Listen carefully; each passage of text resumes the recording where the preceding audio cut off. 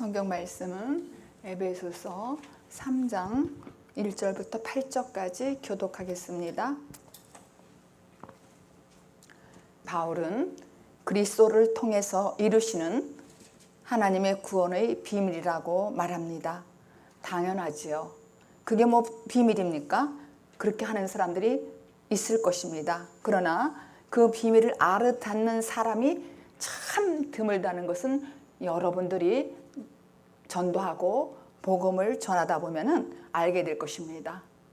그 비밀은 하나님께서 알게 해주셔야만 알 수 있는 것이지 알아듣는 사람이 드물다는 것입니다. 이사야 6장 6절부터 10절까지 보면은 하나님께서 이사야를 불렀습니다. 그리고 이사야를 사람들에게 보내시면서 뭐라고 말씀을 하냐면 네가 전하는 말을 못 알아들을 것이라고 그러는 거예요. 그리고는 오히려 그들이 알아들을까 봐 겁난다는 것이라는 것이죠. 알아들을까 봐 겁난다 그랬어요. 그러니까 못 알아듣게 만들어라 그거예요. 그것이 비밀이라는 것이죠. 그런데 어떤 한 무리가 남은 자들이 그 비밀을 알아듣게 될 것임을 암시하고 있어요. 그게 이사야 6장입니다. 마태복음 13장 9절 11절을 읽겠습니다. 시작. 귀 있는 자는 들으라 하시니라. 제자들이 예수께 나와 가로되 어찌하여 저희에게 비유로 말씀하시나이까? 대답하여 가라사대 천국의 비밀을 아는 것이 너희에게는 허락되었으나 저희에게는 아니 되었나니.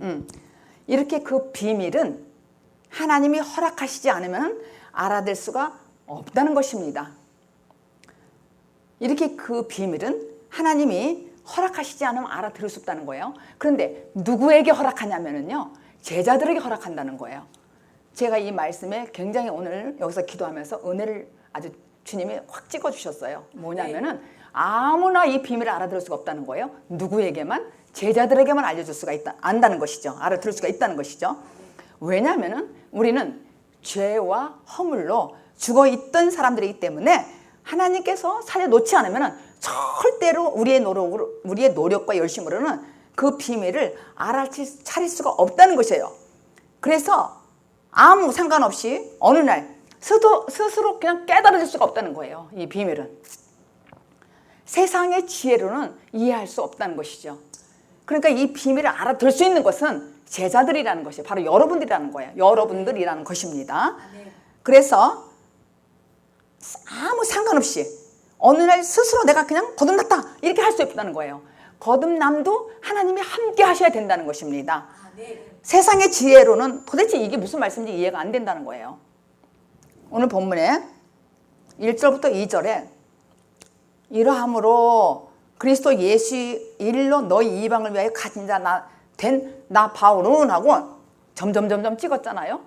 그러니까 이 감옥에서 쓴 거예요, 이 편지는. 그런데 옆에서 대표라는 사람이 그거 듣고서 아마 이방을 위하여 갇힌 자 나 바울은 하고서 아마 말문이 막혔나 봐요. 그러니까 이 대표라는 사람이 점점 이렇게 찍은 것 같아요. 근데 2절에 너희를 위하여 내게 주신 하나님의 그 은혜의 경륜을 너희가 들었을 거라는 거예요. 그래서 처음에 1절에 이러함으로 이런 말은 이런 연으로 이런 뜻이에요. 에베소 교회 성도들이 복음에 대해서 부담을 가질까 봐 목회자 심정으로 너희 이방인을 위하여 그리스도 예수께 갇힌 바울, 갇힌 자 된 바울은 지금 그는 감옥에 갇혀 있어요. 갇혀 있으면서 이 편지를 쓰는 거예요. 근데 사실상 사도는 그리스도 안에 갇힌 것을 은혜로 알고 있는 거예요. 은혜로 여겼어요. 그래서 바울은 사실 실제로 살았던 신분에 근거해요. 누구 때문에? 예수님 때문에. 그 살았던 실제로 근거해서 신분에 근거해서 그 은혜의 경륜이라고 그랬어요. 은혜의 경륜. 즉 바울은 복음 안에서 이방인들을 구원고자 자신을 하나님께서 특별히 불러서 세웠다는 것이죠. 선택했다는 거예요. 그게 큰 비밀이라는 거예요.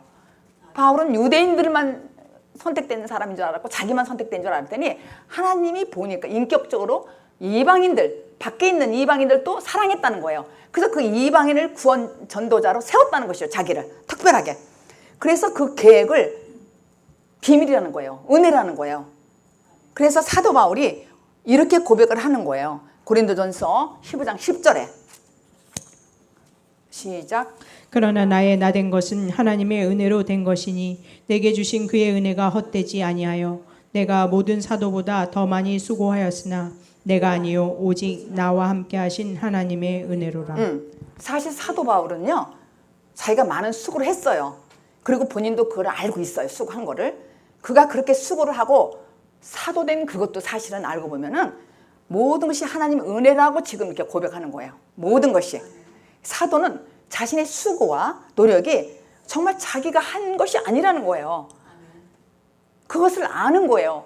그러니까 여러분들도요, 열심히 주님을 위하여 헌신하고 기도하고 봉사하는 이 모든 것도 여러분들이 수고하지만은 그냥 내가 수고한 것이 아니라고 하잖아요.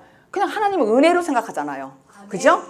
그래서 우리가 신앙생활을 깊이 하면 할수록 우리는 모든 삶이 하나님이 은혜로 날 이끌어가는 것이라는 걸 우리가 명확하게 알 수가 있는 거예요. 정말 하나님의 은혜가 아니면 우리는 한 발자국도 진보할 수가 없다는 거예요. 하나님의 은혜가 아니면은 그걸 아주 절감하잖아요. 실질하고. 우리가 받은 은혜는 그렇게 해서 그렇게 하나님께서 시작하시고 하나님께서 끝나는 것입니다. 바로 그게 은혜예요. 그래서 사도 바울이 감옥 안에서 이렇게 관심을 갖고 수고한 내가 이유는 뭐냐면은 하나님이 인격적으로 이방인에게도 함께하는 것을 깨달았다는 거예요. 그걸 깨닫고 그에게 역사관과 또한 세계관에 대한 가치가 확실하게 깨달았다는 것이 자기가 그 가치를. 그러면서 바울이 이걸 깨닫고 나서 알고 나서 고차원적인 다른 사람으로 다시 태어났다는 거예요. 모든 세계관이 달라졌다는 거예요. 우리끼리만 주님이 구원이 있는 줄 알았다는 거예요. 유대인인데 주님은 이방인까지. 우리가 이방인이잖아요.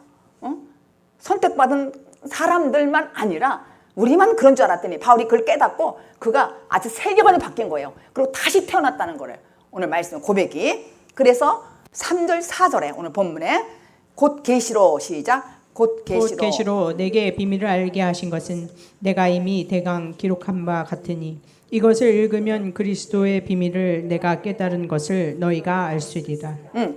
성경 안에 많은 비밀들이 있잖아요. 그런데 그 비밀이 예수 안에 감춰둔 것이에요. 그래서 우리가 복음의 비밀이다 이렇게 많이 접하게 되잖아요.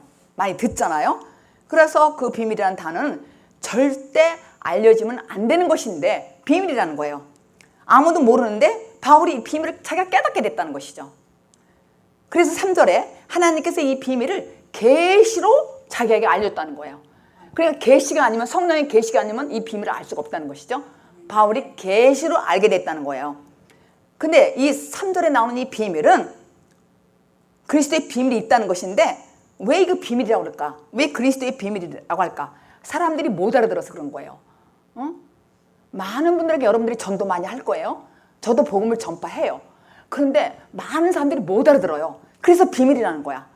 아니 이렇게 참 알 것 같은데 우리도 지금까지 신앙생활 하면서 깊이 그리스도의 비밀을 아는 것은 그렇게 오래되지 않았잖아요. 이게 시간이 필요하더라고요. 자아 처리가 필요하고 십자가 통과 그리고 말씀이 핵심이 되고 이렇게 깨달아질 때에 이 비밀을 알게 되는 거야. 그래서 비밀을 아무나 알려준다는 게 아니라는 얘기예요. 그래서 그리스도 안에서 그래서 바울이 서신서를 보면 자주 그리스도 안에서 예수 그리스도 안에서라는 거를 강조하고 강조하잖아요. 그리스도 안에서라는 말을. 그래서 바울은 지금 특별한 비밀을 이야기하면서 자기가 에베소 1장과 2장에서 이미 기록해 놓은 예수 그리스도라는 것을 상기시키는 거예요. 그게 비밀이라는 거예요. 계속 예수 그리스도 예수 이런 말을 에베소 1장 2장에서 그렇게 많이 써요. 그리고 서신서에도 많이 써 있잖아요. 그런데 5장 6절을 읽겠습니다. 시작. 이제 그의 거룩한 사도들과 선지자들에게 성령으로 나타내신 것 같이 다른 세대에서는 사람의 아들들에게 알게 하지 아니하셨으니 이는 이방인들이 복음으로 말미암아 그리스도 예수 안에서 함께 우사가 되고 함께 지체가 되고 함께 약속에 참여하는 자가 됨이라. 교회에 대한 비밀과 하나님에 대한 이 비밀은 하나님께서는 구약시대에서는 알게 해주시지 않았다는 거예요. 그런데 신약시대에 와서는 그분의 거룩한 사도들과 선지자들에게 하나님께서 계시로 그 비밀을 분명하게 성령으로 알게 해주셨다는 거예요. 그렇다면 여러분들 구약시대, 신약시대, 성령시대를 하지만은 지금 이 현재 이 시대에도 구약시대를 사는 성도가 있어요. 교회 안에서도. 교회 안에서도 구약시대, 신약시대에 살고 있는 분이 있다는 얘기예요. 근데 구약시대에 있는 사람들은 이 비밀을 알지 못한다는 거예요. 신약시대에 있는 사람들에게만 분명하게 계시를 알려주셨어요. 근데 이 비밀의 내용이 뭐냐면은 복음으로 말미암아 그리스도 안에서 함께 후사로 택하셨고 또 함께 지체로 삼았고 동일한 약속을 함께 참여하게 했다는 거예요.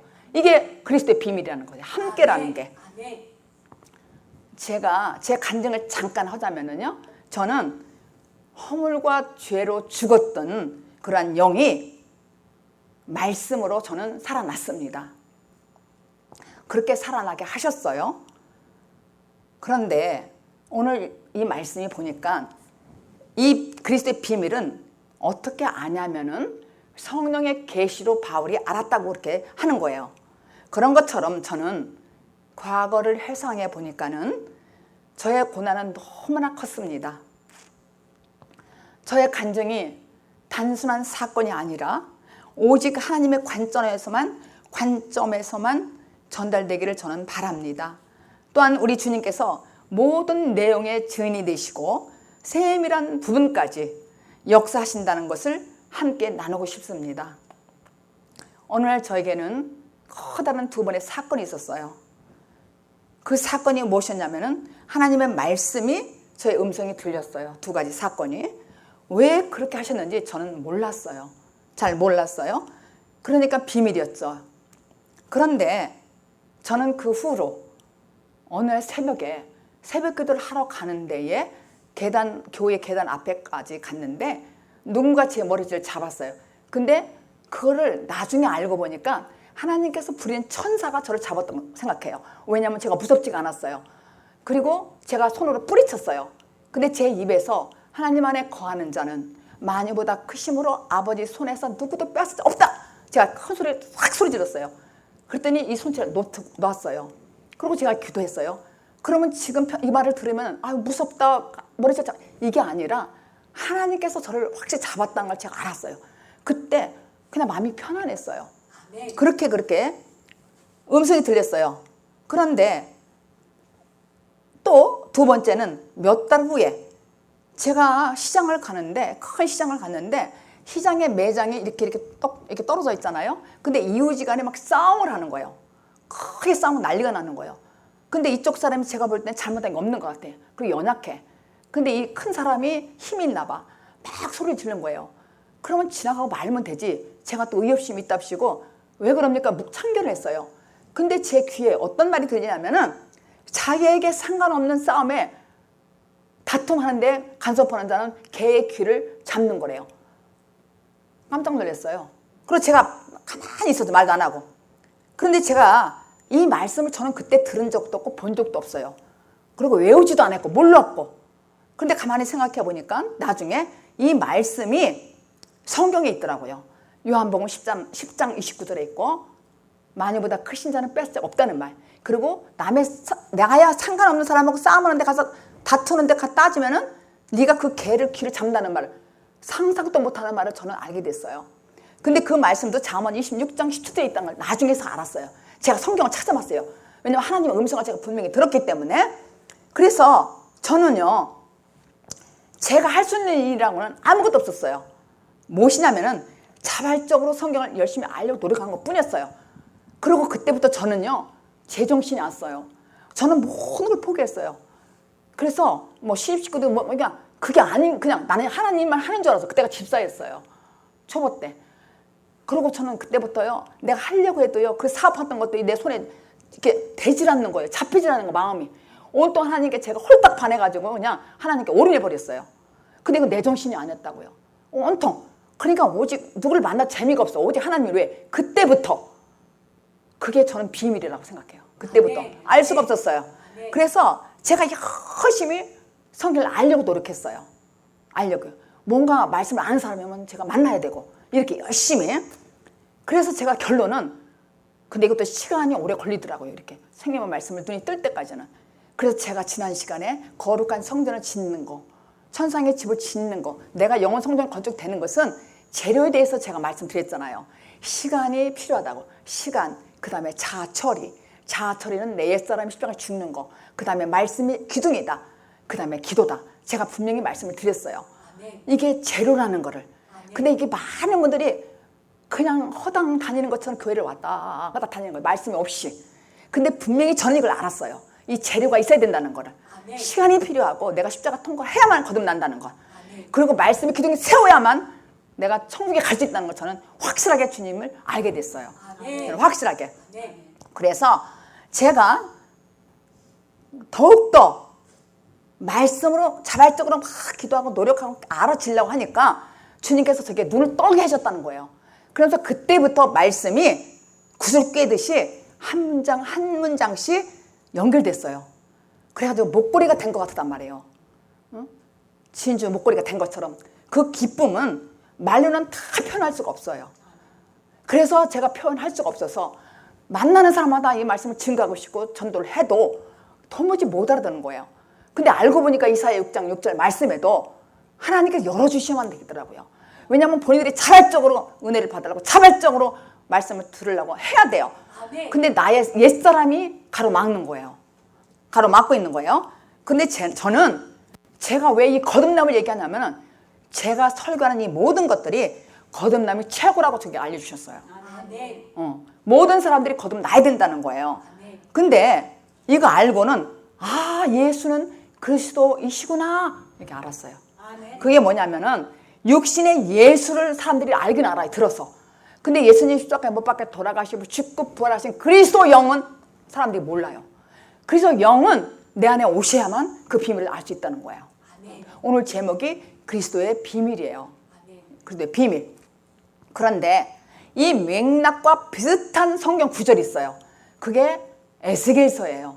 에스겔에게 하나님께서 한 골짜기로 인도하셨어요. 그런데 그 골짜기에 가서 보니까 마른 뼈들이 가득했다는 거예요.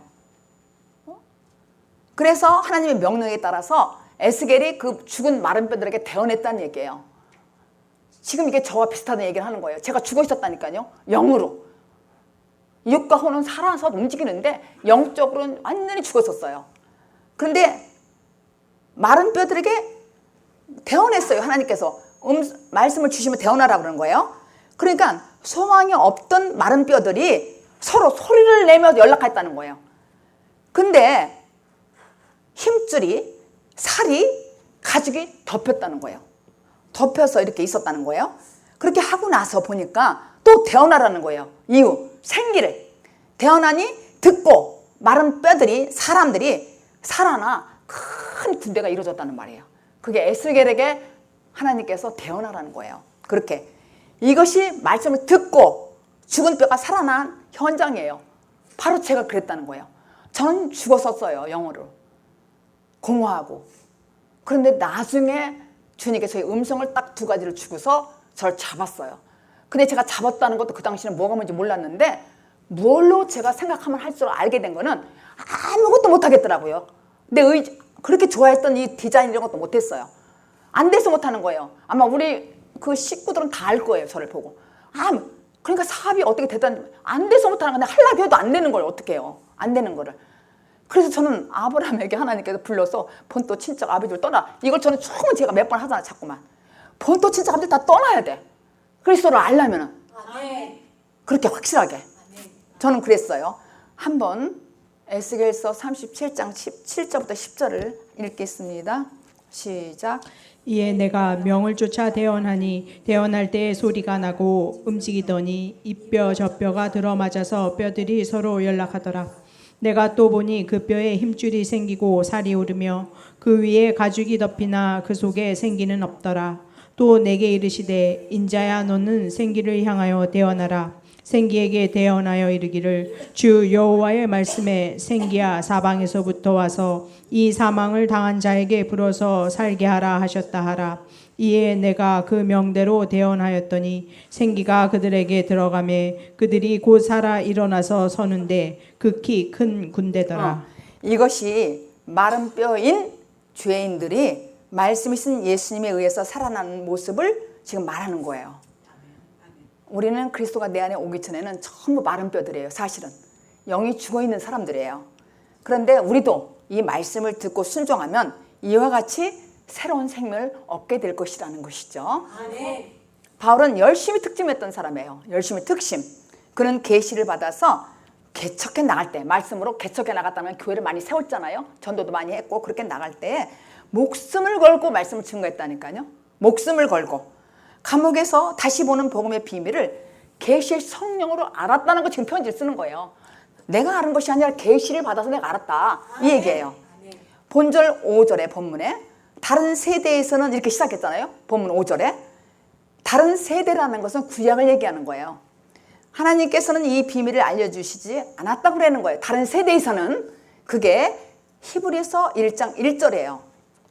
그러나 바울에게는 복음의 진리를 거의 다 보여주신 것 같아요. 바울에게는. 그래서 이렇게 기록했죠. 다른 세대에서는 이 비밀을 알려주시지 않았다, 이렇게 기록 자기가 한 거 보니까 자기는 거의 다 알았던 것 같아요. 1장 1절부터 2절까지 읽겠습니다. 시작. 옛적의 선지자들로 여러 부분과 여러 모양으로 우리 조상들에게 말씀하신 하나님이 이 모든 날 마지막에 아들로 우리에게 말씀하셨으니 이 아들을 만유의 후사로 세우시고 또 저로 말미암아 모든 세계를 지으셨느니라. 지금 여기서 옛적으로 시작하잖아요. 옛적에라는 무슨 말이냐면은 구약 시대를 얘기하는 거예요. 옛적에는.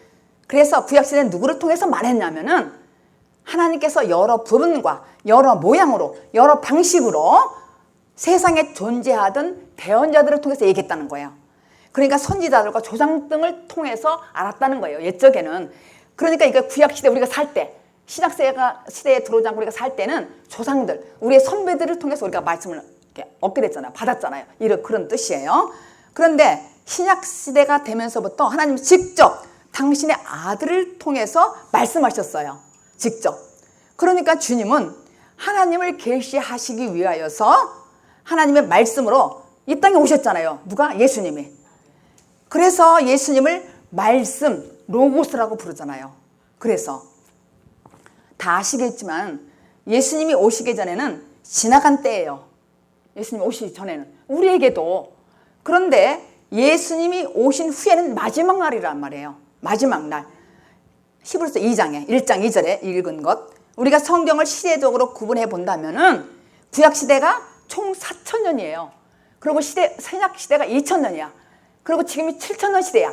아까 권사님 기도하실 때 지금 7,000년 시대 사는 사람, 이거는 7,000년 시대는 아무나 사는 게 아니에요. 자기 개인적으로 구약 시대가 지나갔고 그 다음에 신약 시대가 지나갔고 그 다음에 성령 시대가 7,000년 시대야. 그렇게. 그래서 우리가 바로 7,000년 시대에 살고 있는 것입니다. 근데 이 해답은 어디에 있냐면은 창세기 1장에 있어요. 그러니까 6일 동안에 사람 모든 걸 우주 만물을 창조하시고 7일째 되는 날 하나님이 안식했다는 거예요.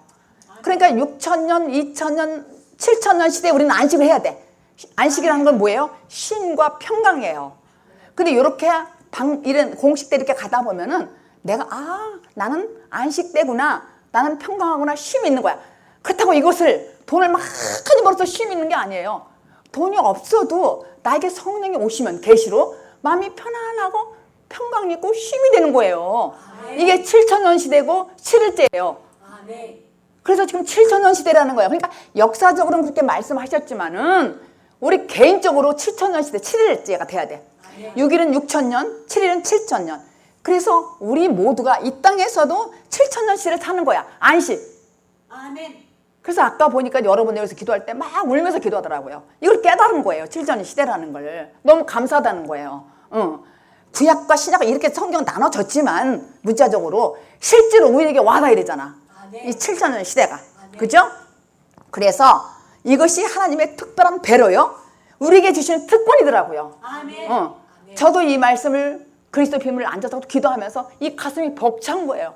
너무 감사가 넘쳐가지고 옛날 같으면 좋아 이렇게 했는데 너무너무 감추니까 이거 참으려니까 막 복받치더라고 이게. 바로 이게 뭐냐면은 안식, 7일째, 7,000년 시대는 평강이 나게 있다는 얘기예요. 그렇다고 해서 막 돈이 막 10억, 막 100만 원 있다는 게 아니란 얘기예요. 그죠?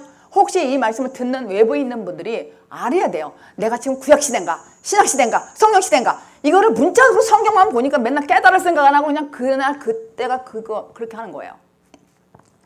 그래서 여기서 그날이라는 것은 우리가 요한복음 14장 20절을 한번 읽겠습니다.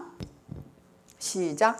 그날에는 내가 아버지 안에 너희가 내 안에 내가 너희 안에 있는 것을 너희가 알리라. 그러니까 아까 히브리서 1장 2절에 하니까 이 모든 날 마지막에 이렇게 써 있잖아요. 아까 읽으셨잖아. 히브리서 1장 2절에. 그런데 그날은 각자 진리 성령이 임하는 때예요. 그날은 7천년 시대가 돼가지고 안식과 평강이.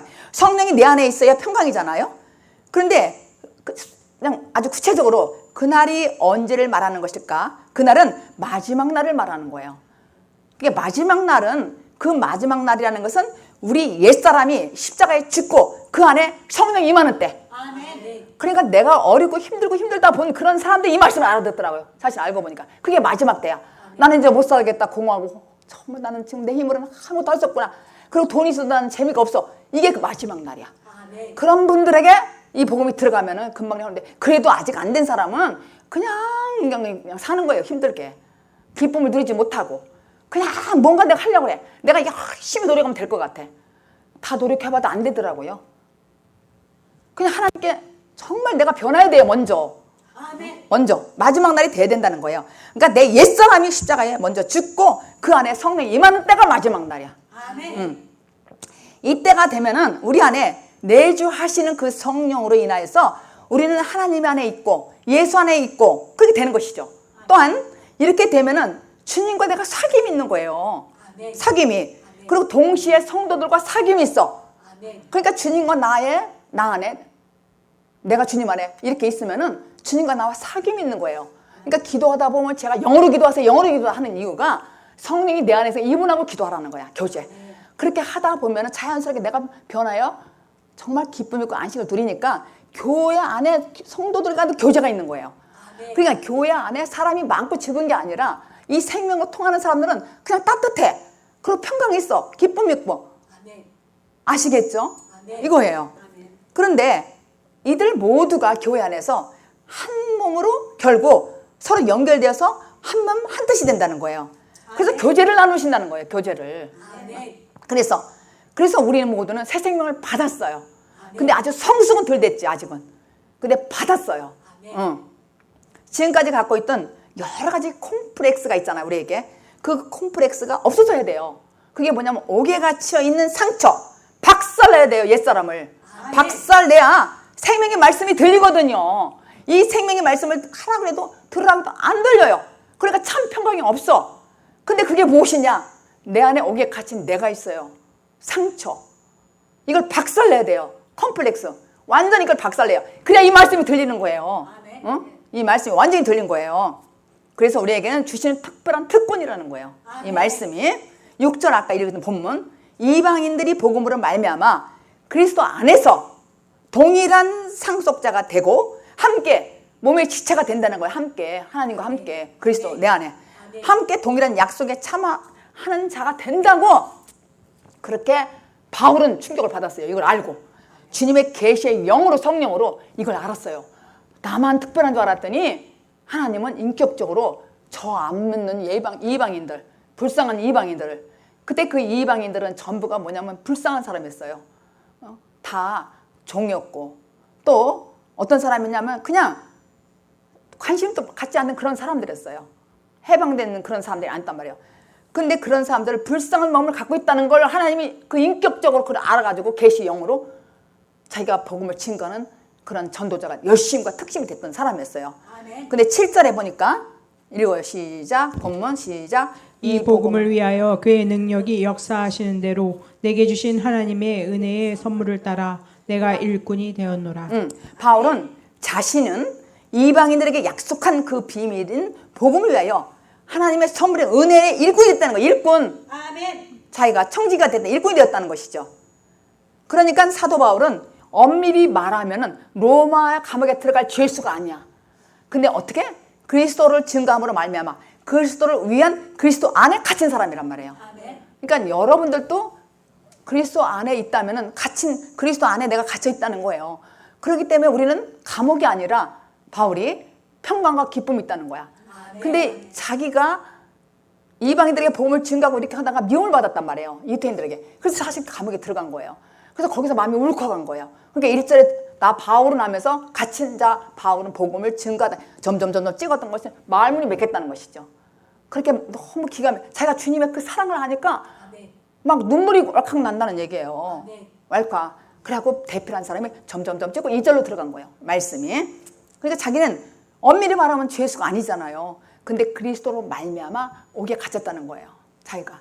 그러니까 감옥에 있어도 자기는 평강이 있다는 것이죠. 실제로. 그래서 우리가 그리스도인이 당하는 그런 그리스도인 믿음 때문에 당하는 거 있잖아요. 그런 고난은 걱정할 게 없어. 그리스도 손 아래에 있단 말이에요. 우리가. 지금 여러분들이 지금 믿고 힘들고 막 그렇게 살지만은 그리스도 안에 있다면은 손 아래에 있다면은 걱정할 것이 없다는 거야. 하나님이 반드시 해결해 준다는 거예요. 끌어준다는 거예요. 손 안에 있으면은. 근데 바울이 어떤 사람이었어요? 예수만 알았을 때는 그냥 말로만 들었어. 하나님을 믿고 그랬잖아요. 율법 중에 율법이고 가말리엘 문화생 된 거야. 가말리엘 문화생으로 율법을 공부했을 뿐만 아니라 다른 유대인들과 마찬가지 자기는 율법자 중에 율법자고 시민권 가졌고 막 대단한 사람이었다고. 이 사람이 엘리트였어요. 그런데 점점 갈라디아서 쓸 때 고린도전후서 쓸 때도 자기가 당당했어. 근데 점점 가면서 더 변화됐단 말이에요. 어떻게? 살아가면서 바울이 영으로 계시로 보니까 어떻게 됐냐면은 안목이 넓어졌어요. 그리고 하나님의 은혜로 하나님의 계시를 직접 받고 나서는 자기가 많은 걸 깨닫게 됐어요. 그래서 그가 점점 겸손해졌어요. 우리도 그렇잖아요. 과거에는 내가 잘난 줄 알았는데 점점 엘리트인 줄 알았어. 근데 점점 나는 정말 죄인 중에 괴수다. 죄인 중에 괴수라는 것은 뭐예요? 나는 정말로 아주 그냥 부패된 사람이라는 뜻 아니에요. 그렇게 해서 점점 더 알고 나서 겸손해졌단 말이에요. 바울이. 더욱더 많은 것이 알아졌어요. 많은 것이. 근데 이 성경의 말씀은 제가 아까 진주로 꿰는 것 같다는 이 표현은 그냥 하는 게 아니더라고요. 아픔과 고통과 막 여러 가지가 아주 저는 훈련을 톡톡히 받았다고 생각해요. 아직 고난의 훈련 톡톡히 받고 나서 눈이 떠지더라고요. 떠지지 않아서 죽었지. 저는 금방 내 죽었을 것 같아요. 너무 힘들어서. 그래서 오늘 8절에 보니까 그 은혜의 크기를 지금 강조했어. 바울이 자신을 가리켜서 성도 중에 지극히 작은 자보다 더 작은 자라 이렇게 불렀어요. 8절 읽겠습니다. 시작. 모든 성도 중에 지극히 작은 자보다 더 작은 나에게 이 은혜를 주신 것은 측량할 수 없는 그리스도의 풍성을 이방인에게 전하게 하시고. 그러니까 자기가 하나님께서 자기에게 측량할 수 없는 이 비밀을 지극히 작은 자보다 더 작은 나에게 주다. 그러니까 점점 가면서 나는 적은데 더 작다는 거야. 더 작다는 거야. 그게 겸손해질 수밖에 없는 거예요. 더 작다는 거. 그래서 유대인들에게 많은 계시를 줬지만은 그 유대인들은 복음을 걷어찼어요. 오히려 이게 이방인에게 넘어갔어요. 그래서 갇힌 자 된 바울은 그런 일이 즉 하나님의 비밀에 쓰임받는 자로 자기를 택함받았다는 거예요. 택함받았다는 거. 그래서 그는 참 많은 일을 했어요. 그리고 성경도 많이 썼어요. 서신서도 13권 썼잖아요. 그렇게 대단한 사람이라고 이 바울이. 그래서 근데 도대체 왜 바울이 감옥에 갇혔을까? 그 이유를 안다면은 바울은 복음을 전하면서 특별히 이방인들에게 관심을 가졌어요. 그래서 구원에 대한 것을 명확하게 증거했어요. 명확하게. 그게 유대인들을 자극했잖아요. 그래서 결론은 유대인들에게 미움을 받고 나서 감옥에 들어간 거예요. 결론은. 근데 절대로 사도 바울은 유대인들을 미워하지 않았어요. 절대로. 그는 사도 바울은 사실은 민족주의자였어요. 그리고 유대인들을 너무나 사랑했어요. 그 사랑하는 편지가 로마서예요. 로마서 9장 1절부터 3절까지 읽겠습니다. 바울이 얼마나 자기 유대인을 사랑했는지. 민족을 시작. 내가 그리스도 안에서 참말을 하고 거짓말을 아니하노라. 내게 큰 근심이 있는 것과 마음에 그치지 않는 고통이 있는 것을 내 양심이 성령 안에서 나로 더불어 증거하노니 나의 형제 곧 골육의 친척을 위하여 내 자신이 저주를 받아 그리스도에게서 끊어질지라도 원하는 바로라. 자기 민족을 사랑했던 이 바울이 얼마나 사랑했어요. 근데 도대체 왜 미움을 받았을까? 근데 이방인에게 구원을 전했던 것은 그렇게 미움을 받으면서도 진리는 양보할 수 없다는, 양보할 수 없는 명백한 진리이기 때문에 전한 것이라는 것이죠. 그래 여러분들도 진리를 아니까 어떻게 되는 거예요? 명백한 진리이기 때문에 누구한테 시원찮게 말 안 하잖아요. 응? 그전에는 그냥 뭐 잘 몰라도 그냥 확실하게 가서 붙들고 했어. 만나기만 하면. 근데 지금은 더 깊이 들어가니까 더 겸손해지고 더 저 사람한테 말을 하면 어떻게 말할까 조심하다가 말 못하겠더라고. 너무너무 확실하게 이게 명백한 진리이기 때문에 증거하는 거예요. 바울이. 명백한 것 때문에. 자기를 미워하는 줄 알면서도. 그런데 이 모양을, 이방인들이 이 모양을 보면서 자기 때문에 감옥에 들어간 걸 이방인들이 안단 말이에요. 그래서 그들이 어떤 생각을 했겠어요? 정말 그 노예였고 평범한 그런 서민들이었어요. 그 이방인들은 평범하고 그냥 서민들이었어요. 그런데 그런 그들을 위해서 그리스도의 비밀은 하나님의 아들이신 예수께서 죽으셨고 사도 바울 같은 대사도가 자기들 위해 감옥에 갇히는 것도 마다하지 않고 진리를 전하고 있었어요. 진리를. 우리가 이렇게 흔들려서는 안 되겠구나 이방인들이 생각했을 거란 말이에요. 아마도 큰 힘을 얻었을 거예요. 그 당시에 그 서민, 노예, 평범한 그런 교회 교인들이 우리 때문에 감옥에 갇혔구나 이렇게 생각했을 거라고요. 우리는 믿음으로 천국을 소망하고 사는 사람입니다. 마태복음 13장 47절부터 48절까지 읽겠습니다. 시작. 또 천국은 마치 바다에 지고 각종 물고기를 모는 그물과 같으니 그물에 가득함에 물가로 끌어내고 앉아서 좋은 것은 그릇에 담고 못된 것은 내어 버리느니라. 여기서 천국은 그물을 쳐서 고기를 잡는 것, 잡으면 좋은 것을 그릇에 담고 못된 것은 바다로 던져버린다는 거예요. 그러니까 고기의 입장에서 보면은 그물에 잡혀야 좋은 거잖아요. 고기 입장에서 보면은. 그런데 그릇에 담기는 것이 너무 좋은 줄 알아.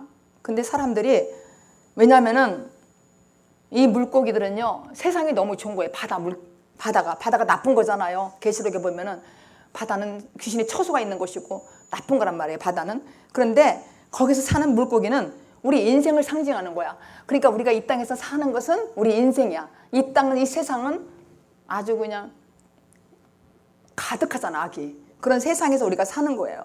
그런데 바다는 그 물고기 인생이 살고 있는 이 세상이란 말이에요. 이 세상에서 각종 물고기 종류가 있잖아요. 각종 우리들 있잖아요, 우리들이. 우리가 이 세상에 산단 말이에요. 근데 공통된 특징은 뭐냐면 물 밖에서 나오지 않으려고 그래요. 복음 증거해보니까는. 이 명백한 진리가 맞다 이렇게 증거해도 이 물 안에가 좋다는 거야. 나오지를 않으려고 그래요. 나오지를 않으려고 그래요. 그러니까 우리가 그렇단 말이에요. 우리 인생이 그랬어요, 과거에. 우리 인생이 나오질 않아요. 이 복음을 증거해도 그냥 믿으면 되지. 꼭 그렇게 믿어야 돼. 이렇게 말하더란 말이에요. 안 나오려고 그래요. 왜냐면 그 물이 너무 좋아가지고. 바다가. 그렇단 말이에요. 그러면서 의식주 기도해. 잘 되게 해주세요. 취직 잘 되게 해주세요. 돈 많이 벌게 해주세요. 내 자식 잘 되게 해주세요. 성공시켜주세요. 그렇게 예수 믿고 기도하는 거예요. 그러니까 이것이 무엇이냐면 이 바다 물속에서 그냥 살도록 그냥 내비두라는 뜻이란 말이에요. 사실은. 그런 내용이에요. 알고 보면은. 모르니까 나 잘 되게 해주세요. 돈 벌게 해주세요. 성공시켜. 이렇게 하는 거예요. 모르니까. 응? 바다가 좋다고. 그게 물고기의 인생이란 말이에요. 우리가 물고기잖아요. 그런 인생이었단 말이에요. 그러니까 이렇게 볼 때 물고기는 무슨 짓을 해도 스스로 구원받을 수가 없는 거예요. 그래서 오로지 그물에 걸려야 돼요. 낚싯대에 걸려야 돼요. 외부의 힘에서는 잡히질 않아요. 외부의 힘에서는. 그러니까 잡혀 나와야 되는데 이 말씀을 증거하면 나와야 돼. 우리가 이 말씀에 그냥 명확하게 진리라고 알면은 저 사람이 저렇게 믿는 걸 가만 둘 수가 없다는 얘기예요. 아멘. 저는 막 하고 싶어. 이 사람이 너무 불쌍해서. 그런데 그냥 안 들어. 그리고 안 듣는 걸 알게 됐어요. 그러니까 마음이 막 아픈 거예요. 막 이 말씀 어떻게 하면 알려줄까? 저 지금 바다에 사는 저 물고기 제가 잘난 척 하고 그냥 자기 똑똑한 척하고 사는 거예요. 그냥 그렇게. 그러니까 하나님의 강권적인 은혜가 아니면은 그 세상 속에서 나올 수가 없는 거예요. 그 세상 속에서. 그래서 천국은 결국 하나님이 누구시며 그분이 나를 얼마나 사랑하는지를 아는 자들이 지금부터 천국 사는 거예요. 천국은 내가 죽어서 꼭 그렇게 해서만 사는 것이 아니라 이 땅에서 내가 그리스도 영이 내 안에 오면은 내가 천국을 사는 것이 그리스도의 비밀이란 말이에요. 여기서. 어떻게 해요? 하나님의 질서에 통치에 합당한 삶을 사는 것이에요. 저와 여러분은 계속 이런 복음의 비밀을 알아가기를 예수 그리스도 이름으로 축복합니다. 기도합니다.